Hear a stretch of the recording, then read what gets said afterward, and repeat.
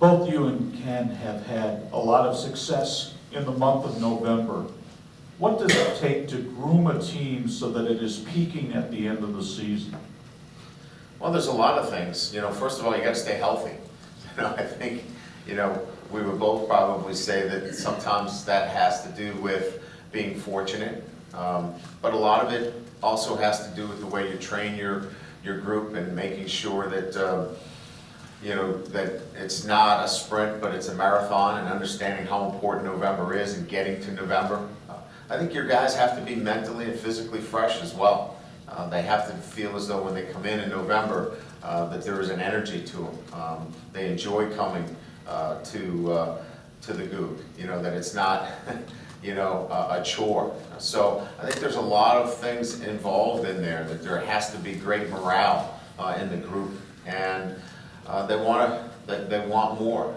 They want to come out and practice and prepare and win football games in November. So a lot of that has to work your way. You got to be winning.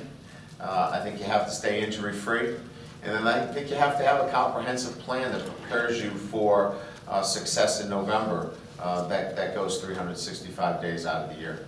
Part of that too is building depth. You've had the opportunity to play a lot of freshmen this year. Can you pick one or two that maybe at the beginning of the year you maybe thought you would not get a contribution from, but you've been able to get some?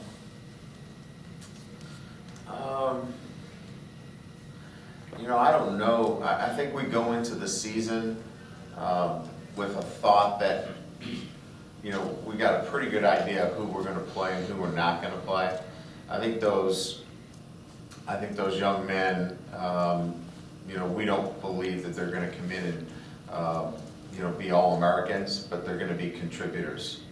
And I think if you look at the freshmen, the one guy that's been more than a contributor is Jalen Smith. Obviously, he's been more than just a contributor. So if there's one freshman that has really impacted our football team, I think you'd have to point to Jalen.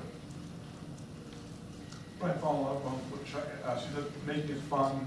How do you go make it fun now? I assume after 7, 8 games, it does become a bit of a grind.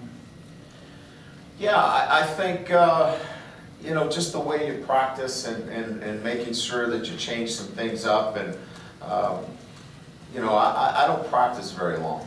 We'll go for about an hour and a half today. Last week we took the pads off on Thursday. Haven't done that in a long time. I think you just try to keep things moving in a sense that it's quick. They know that there's a start and there's a finish. I'm pretty transparent with the schedule.